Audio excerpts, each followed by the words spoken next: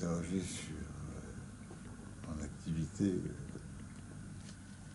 on peut dire forcément ce qu'on appelle professionnelle, quelque chose qui m'a toujours, est-ce que je peux dire guidé, mais, ou bien influencé au maximum, à savoir le rapport entre l'activité qu'on peut déployer, une activité médicale par exemple, et les problèmes d'ordre mentaux présents chez les individus comme enfin, et en société.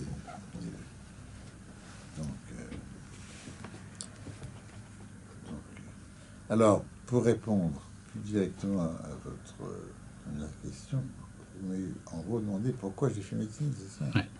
J'ai fait médecine pour déplaire à ma mère, parce que mon père était médecin, était mort, j'avais 3 ans ou 4 ans, donc très prématurément.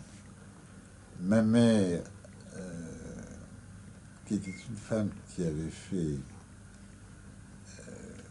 des études, qui était douée, elle était belle, elle était au conservatoire piano, elle était agrégée d'anglais, comme ça, et avocate. Donc elle était, et elle s'est mariée relativement tard, enfin, peut-être 30 ans, 32 ans, comme ça. Et donc elle avait attendu longtemps, et elle a été mariée 3 ans. Donc, elle a beaucoup regretté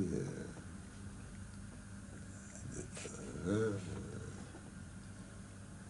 n'a jamais eu d'autre homme que mon père, et a mis donc tout le poids de sa maternité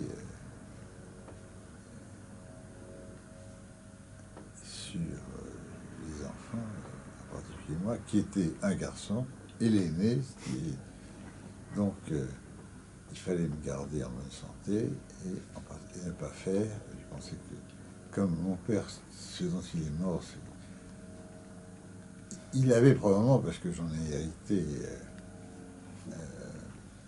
mais on se traite depuis un changement médical important, un cholestérol élevé, une hypertension artérielle, etc. Il est mort d'une hémorragie à 50 ans. Enfin, donc ça lui a...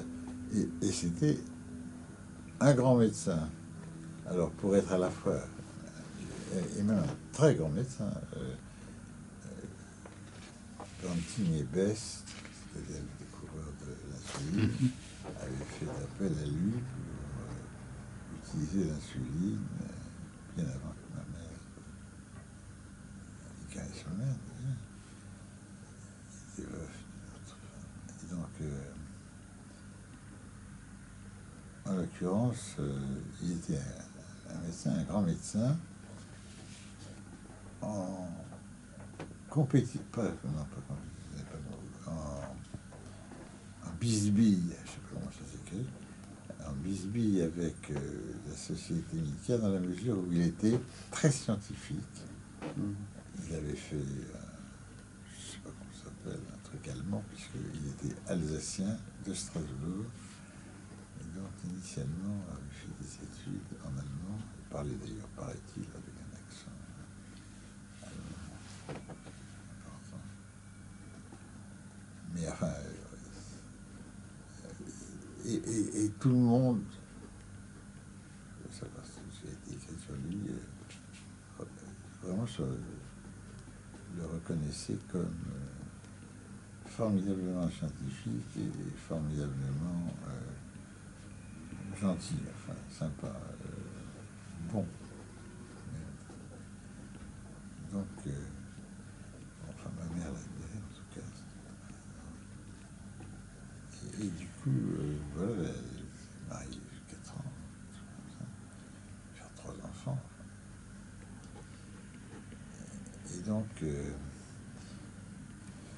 elle m'a dit, alors j'étais pas mauvais élève, je faisais un peu de sciences.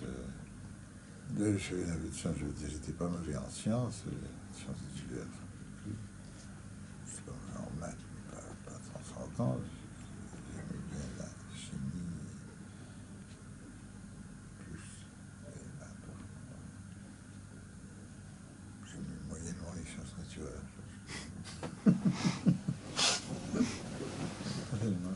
C'est bizarre.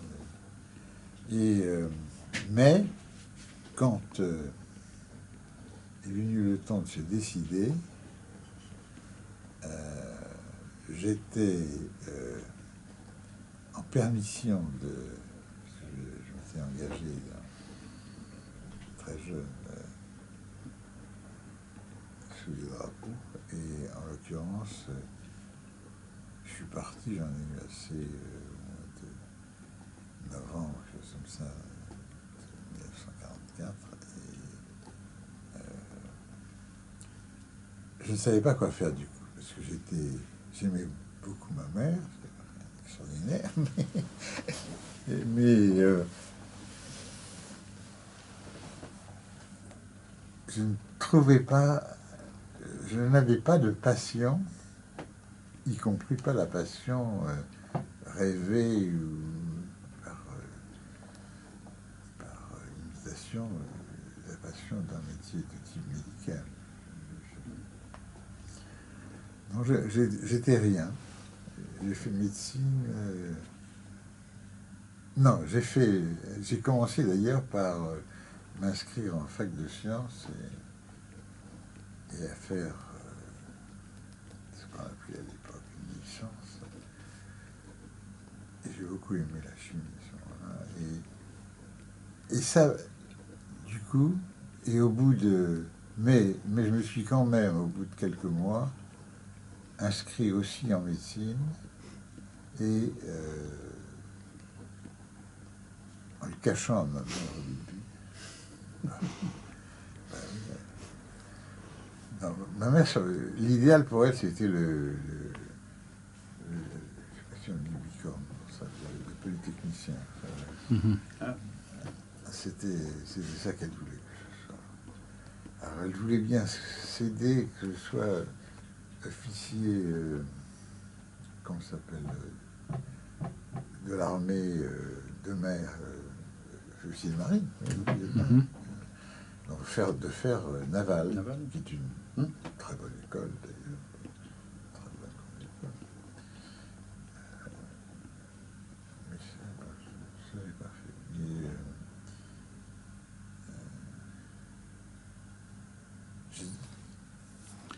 J'avais pas envie de quelque chose, j'ai fait un peu de science au début. D'autant plus que je regrettais, ça compte dans ma décision d'aller vers la médecine, j'étais extrêmement, et je suis resté, je crois, intéressé, et même, on peut dire, passionné, d'autant que je ne suis jamais devenu compétent, par les rapports entre la vie sociale et l'évolution unique que chacun a au regard de son entourage personnel, familial, mais de sa santé, et puis du hasard, la vie sociale. Donc j'étais toujours... et la chimie, qui était la partie scientifique, que je faisais plutôt au début de mes études, ne me contentait pas. Et j'ai pensé que médecine, c'était plus vivant, je ne sais pas dire ça. D'autant qu'à l'époque, la biochimie était quand même difficile et médiocre. Enfin, pas médiocre, mais peu avancé, disons, pour donner un mot plus exact. Donc c'était la chimie, c'est peu avancée, et en particulier si on dit chimie biologique, chimie du vivant, c'était, faut voir pratiquement, on commençait, on parlait pas de l'ADN, enfin, d'ailleurs la structure de l'ADN, la conformation de l'ADN n'avait pas été à l'évidence. Donc, c'est fou ce que c'est vu, c'est vraiment des époques. Mais justement, avant l'ADN, c'était quand même l'ère de la chimie. On pensait vraiment que c'était la chimie qui allait ouvrir les portes du secret. Oui, mais justement, ça marchait pas. Ça marchait pas, c'était frustrant. Ça se sentait tout de suite. D'accord. Ça marchait pas. Ah oui. Enfin, moi, je le sentais comme ça. Je le sentais que ça marchait pas, c'était pas encore. Mais quand même, vous avez tout à fait raison de faire cette remarque, parce qu'elle semble contradictoire, mais en fait, elle est plus complémentaire parce que. Parce que. Pour moi, elle était complémentaire, puisque j'ai choisi de rester chimiste et j'ai fait une agrégation de chimie biologique, etc. Donc, j'étais. Donc, une des choses que. Donc, j'étais rapidement.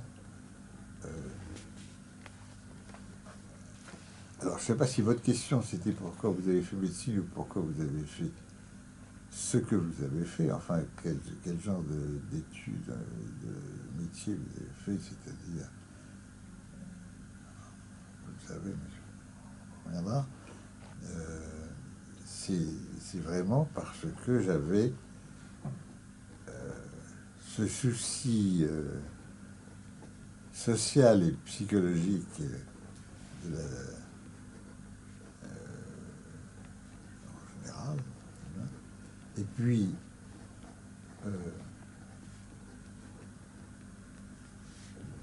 une possibilité d'attraper quand même les réponses, ce qui colle avec votre question qui est tout à fait pertinente. Autrement dit, que c'était quand même le moyen, en principe, d'avancer dans la compréhension du vivant. Donc j'ai tout de suite été, je me suis tout de suite, très rapidement, dès que j'ai fait médecine, j'ai choisi un homme qui me permettait de réaliser, je raconte ça à posteriori évidemment, j'espère ne pas trop inventer, mais donc je suis tombé sur le professeur Gell, le portrait, il être là, oui, mais qui n'était pas comme ça. Vous voyez ce type qui fume, une blouse blanche là.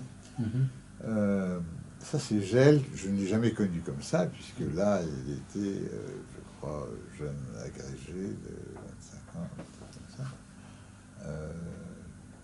Et il est devenu, attendez, on va le trouver, vous allez voir. Moi je l'ai connu comme ça, voilà, avec les lunettes noires, puisqu'il a fait, vous voyez Oui, là. Oui, celui-là, voilà. Avec, ça c'est le jour où il a été fait, je ne sais plus si c'est la décoration, si c'est la Légion d'honneur, ou s'il a été nommé professeur, parce qu'il est devenu, enfin je l'ai choisi, il était aveugle. Alors je ne l'ai pas choisi parce qu'il était aveugle, mais c'était quand même impressionnant. Et pour moi, fantasmatique, il y avait un côté, c'est horrible de dire ça, mais poétique, à voir cet homme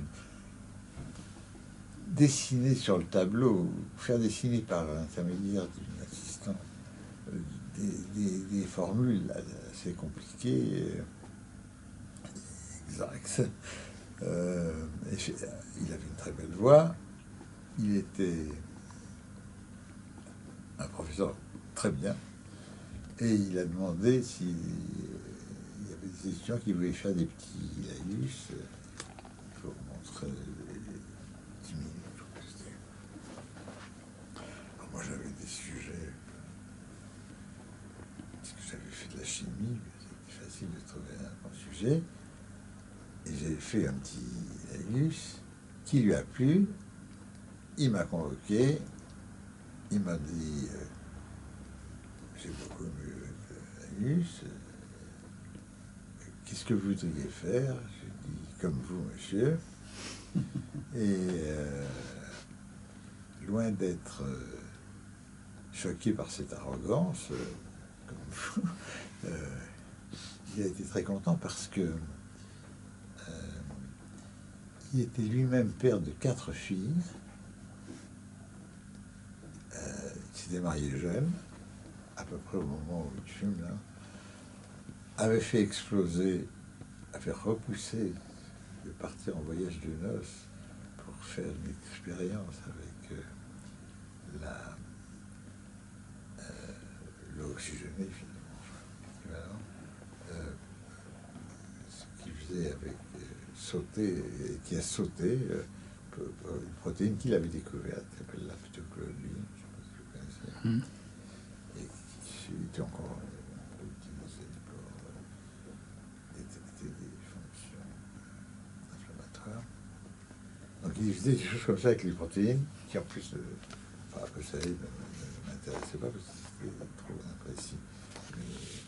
Et j'ai choisi l'autre partie des choses qu'il faisait sur les dérivés du cholestérol qu'on appelle les stéroïdes, parmi lesquels il y a des hormones surtout qui sont particulièrement intéressantes. À l'époque, c'était l'extrémité de l'intérêt qu'on pouvait porter par la chimie aux vivants, puisque les hormones, à très petite quantité, sont très actives pour modifier tout le sexe, l'activité, tout genre. Donc, et donc il était très content, il m'a engagé, et j'étais son fils. Moi j'étais orphelin, lui il était, je sais pas comment on dit quand on a perdu un enfant, il y a un mot? Non, je crois pas, non. Il y a pas Ce serait de- étonnant parce que la langue française a des mots pour tout, mais est-ce qu'on a osé mettre un mot? Peut-être même pas.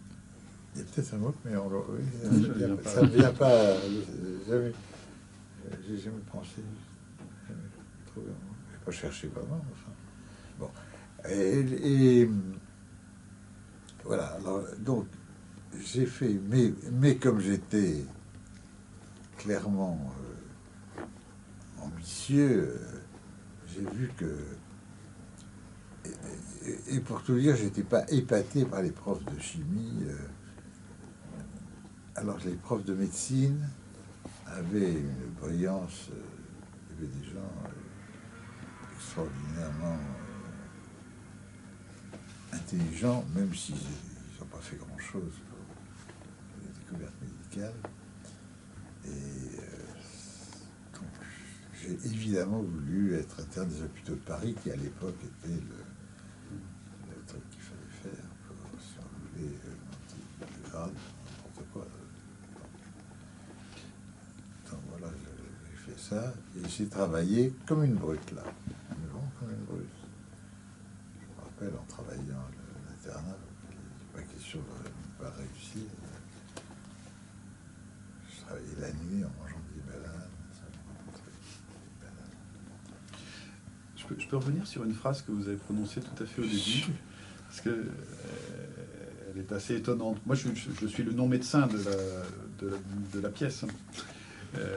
Et vous avez dit, si j'ai bien noté, mon père était en bisbille avec la communauté médicale ou avec les... Ah, j'ai oublié de dire... Car il était très scientifique. Alors ça, c'est une phrase j'aimerais vraiment que vous disiez ce que vous... Oui, il était... Oui. Pourquoi est-ce que être scientifique, ça met en bisbille avec la communauté médicale? C'est un peu paradoxal, quoi. Ma phrase était un peu incomplète. Non, il avait du succès clientéliste. Hein. Il était professeur de la faculté. il a énormément aidé la France à rétablir le fonctionnement des hôpitaux de Strasbourg. C'était un homme...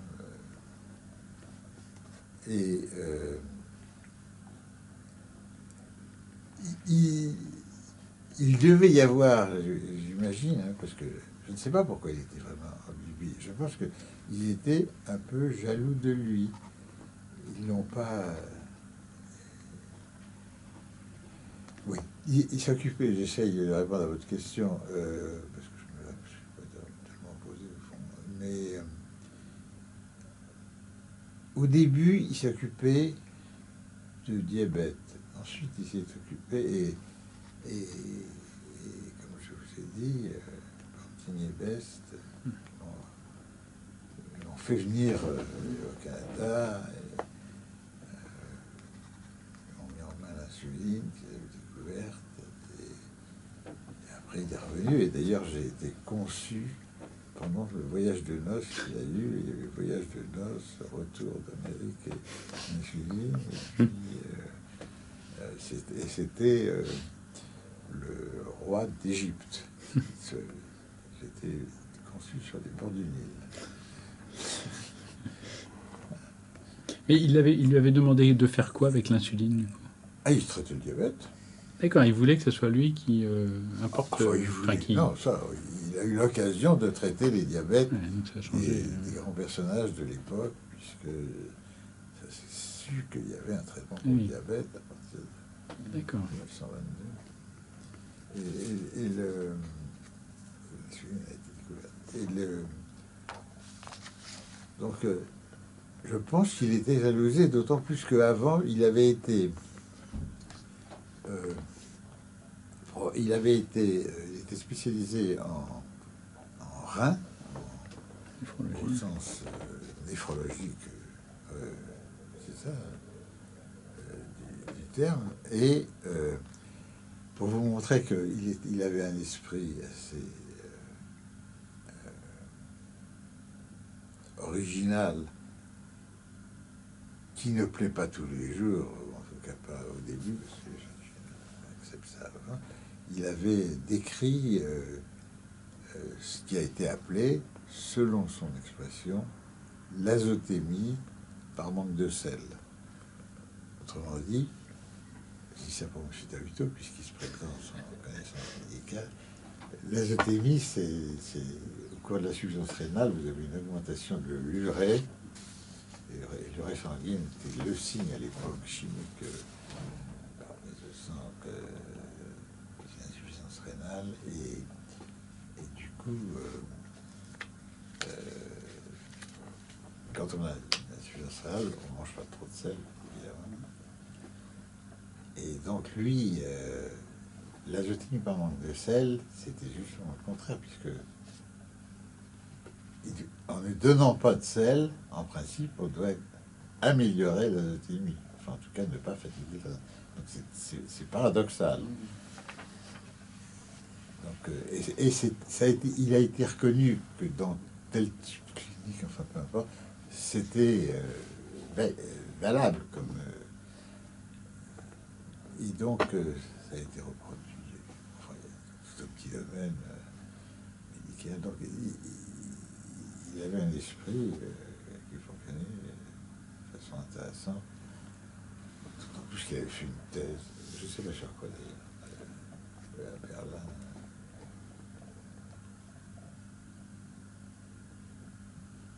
Il est comme un chimiste. Hein. Et il y avait aussi cette caractéristique que les autres, qui agaçaient peut-être, ça agace toujours, c'est rigolo, c'est qu'il connaissait la littérature, il parlait très bien grammaticalement, parce que je vais avoir l'accent aussi. L'anglais, par exemple, ceux qui les médecins français n'apprenaient pas l'anglais, pas spécialement. Donc il savait ce qui se passait dans le... Il lisait le... Comment il s'appelle le journal? Lancet. Toujours le même. Le JAMA, voilà. Le JAMA, américain alors. American Medical Association. Et c'était là-dedans que des découvertes. Oui. Ah oui, tiens, il me vient à l'esprit de raconter un truc que m'a raconté comme c'était déjà. Ah oui, pourquoi il était. Il y a eu un professeur très connu, puisqu'il a été secrétaire perpétuel de l'Académie des sciences, et qui était le spécialiste français des hormones, et qui s'appelait Courrier. Ça vous dit quelque chose, non? Non. Ce monsieur Courrier était un Français ordinaire, je dis ça par rapport aux Alsaciens, mais qui a travaillé à Strasbourg, je ne sais plus pourquoi, je ne connais pas tellement sa vie, j'ai oublié. Et qui faisait de belles observations, et en particulier a observé, je crois que c'est chez le lapin, les malformations, les modifications quand les animaux femelles sont enceintes au début, des trucs qui finalement annonçaient les estrogènes. Il a décrit et il a fait des purifications, et il y a eu un produit et il était tout content d'avoir un produit purifié qui fonctionnait pour faciliter le fonctionnement utérin pour la grossesse. Et mon père, et il était assistant de laboratoire. Oui, je crois que c'était en histologie. Et mon père passait très souvent le soir chez les expérimentateurs. Il aimait le laboratoire, alors qu'il était complètement clinicien. Et donc, Courrier lui dit un jour, Courrier, 25 ans, comme ça, lui dit un jour, oh, j'ai un résultat formidable, je peux, avec des extraits d'ovaires, là où il y a l'hormone, modifier l'utérus artificiellement, il y a une hormone là, c'est formidable, quand même. Et quelques jours après, il revient lui dire, écoutez, c'est formidable, d'ailleurs, et il lui sort le JAMA, justement, c'est pour ça que j'ai pensé, où était publié par, je crois que l'un des deux s'appelle Brown, je ne me rappelle pas le nom, par deux auteurs américains, la découverte des estrogènes, et avec la chimie bien avancée sur Courrier, qui n'avait pas démérité. Il avait même mérité, mais il était plus lent. Enfin bon, il ne savait pas. Et donc ce Courrier en a conçu une amertume, ça a été... Il n'a jamais été célèbre pour avoir découvert les estrogènes, parce qu'il a été grillé par les Américains. Et c'est mon père qui lui a appris. Et 30 ans plus tard, ou quelque chose comme ça, quand je commence à faire de la recherche avec le professeur Gel,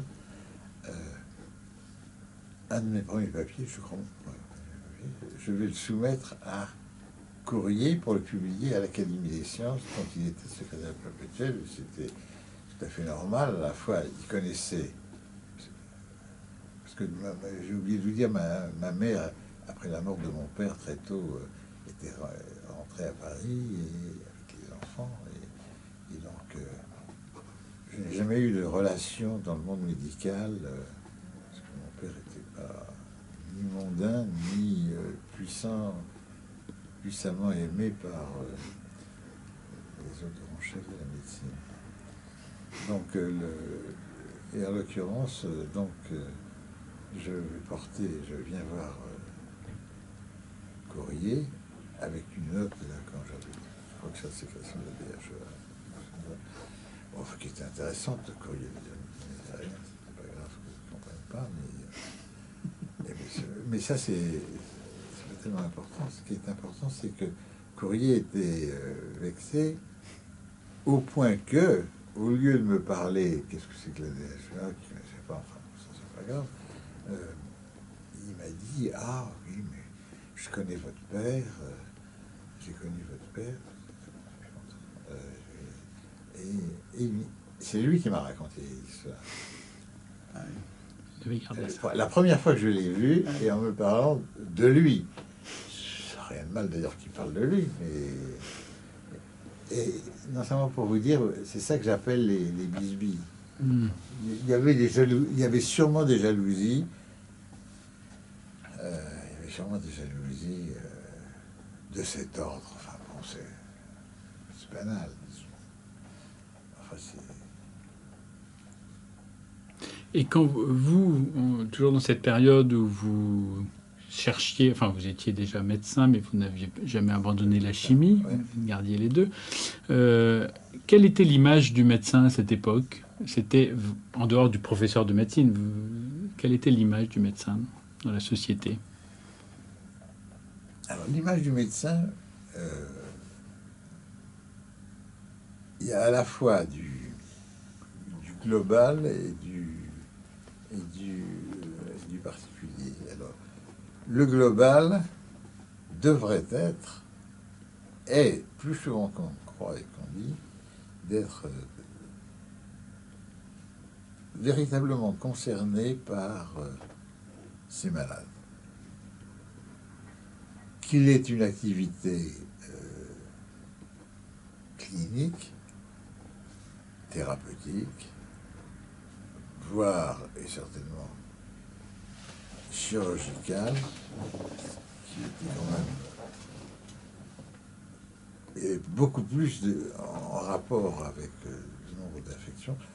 On vit de la chirurgie, la petite chirurgie, mais de la chirurgie quand même, pour des tas de choses à l'époque. Donc les chirurgiens avaient donné des guérisons et les médications, les drogues étaient très moins développées. Donc voilà, les gynécologues, pour prendre un exemple, c'était enlever un fibrome chirurgicalement, quand maintenant c'est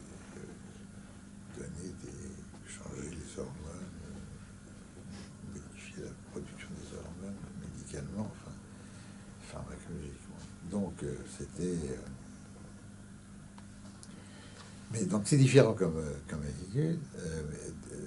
Donc les médecins sont concernés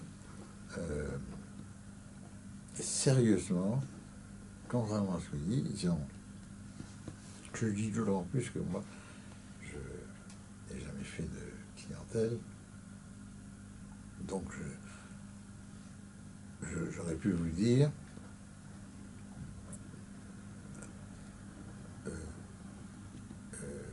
j'aurais pu avoir l'impression et vous dire les médecins, au fond, ils sont intéressés à leurs patients parce qu'ils gagnent de l'argent. Ils sont bons qu'ils gagnent de l'argent.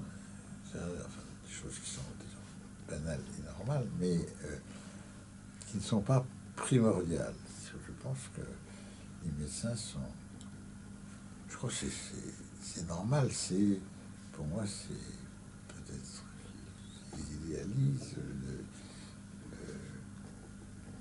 la conséquence de la pensée que ce qu'ils sont en train de traiter chez autrui pourrait leur arriver à eux, parce que même si les médecins, comme j'aime dire, ont une grande supériorité sur les malades, c'est que les médecins sont debout et les malades sont couchés et en position d'infériorité humaine. Et donc, les médecins sont donc ressentent, on ne peut pas ne pas ressentir, à mon avis, un sentiment c'est plus que d'amitié, j'allais dire d'amour pour ces malades. C'est ça qui me fait penser, ressentir que c'est une amitié formidable. formidable. Et c'est peut-être un peu curieux que je dise ça, dans la mesure où je suis plutôt reconnu pour avoir été dans un laboratoire de chimie qui n'est pas aussi émouvant qu'une salle d'opération chirurgicale, évidemment. Ni non plus, évidemment, j'ai fait, quand j'étais interne, chef de clinique et tout ça, j'ai eu beaucoup de médecins ordinaires, comme morts, de blessés, de tout ce qu'on veut, mais qui sont émouvants. Mais après, je suis dans un laboratoire de biochimie, ou ici,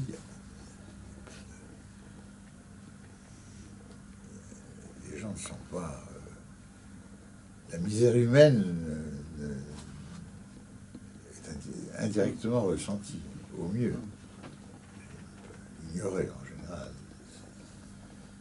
C'est plus petit, c'est plus simple, c'est pas humain, quoi. C'est pas vivant. Donc, Et pourtant, vous êtes resté sur la chimie. oui, mais j'ai eu énormément, alors, comme j'avais eu la bonne idée, je dois dire, d'être interne, etc., j'avais fait non seulement, je ne sais pas si c'est le concours, mais ça c'est artificiel, presque, j'avais connu évidemment beaucoup des bons médecins de ma génération, et ceux qui faisaient des choses qui avaient un intérêt médical pour eux et pour moi nous réunissaient. Donc,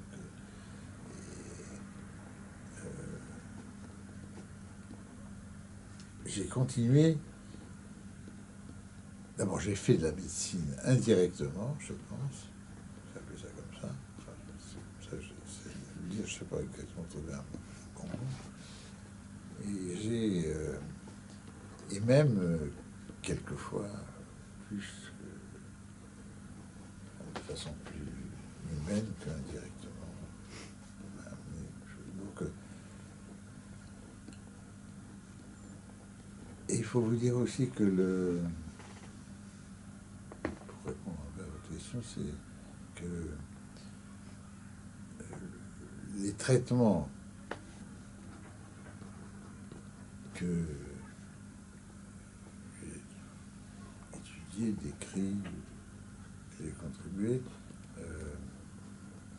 donnent éventuellement des résultats spectaculaires, ce qui fait que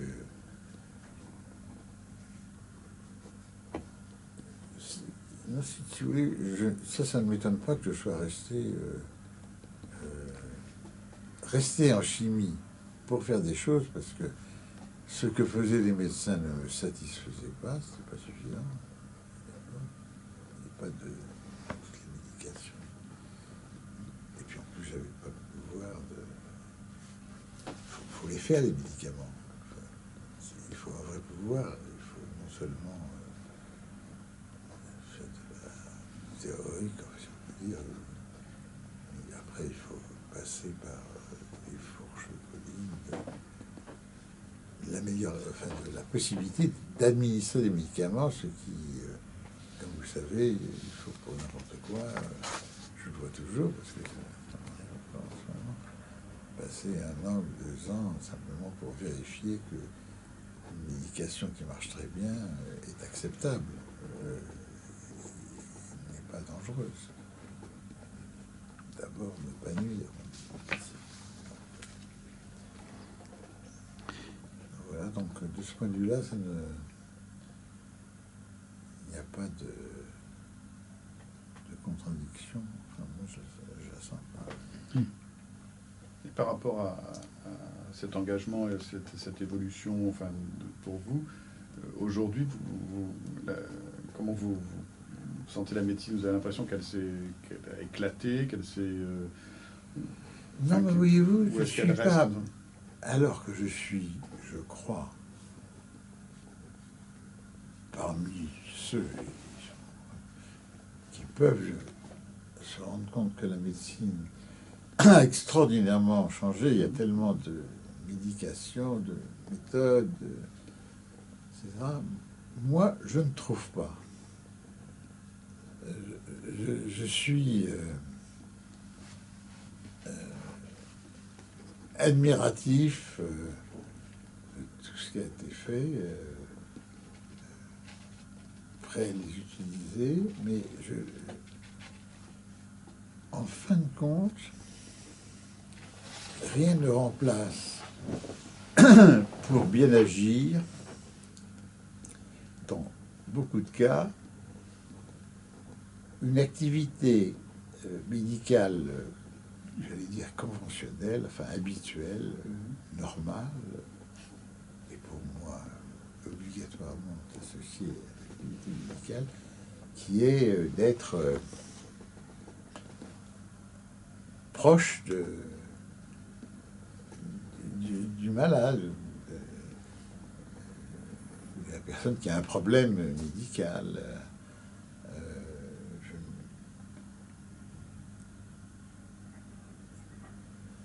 C'est ça, j'ai jamais eu moi personnellement, enfin, pareil, d'indifférence vis-à-vis d'un malade. Ça m'intéresse quelqu'un qui est malade, si je peux dire. Ça va plus loin que d'être... enfin, c'est autre chose que... Et quand on nous annonce la médecine sans médecin, ça vous paraît être au-delà du slogan quelque chose d'absurde? Vous savez, avec toute cette idée que maintenant tout ça se transforme, les logiciels, les ingénieurs, on va protocoliser l'ensemble de la prise en charge, et le médecin ne sera plus qu'un opérateur parmi d'autres. Ouais, non. C'est très à la mode en ce moment. Enfin, on met ça un peu partout. Hein, bien sûr. Non, je veux dire, non. Il y a plusieurs articles qui sont intéressants dans votre revue, hein, mais qui évoquent ça. Non, ça me... Il y a peut-être une raison personnelle pour laquelle je suis comme ça, c'est que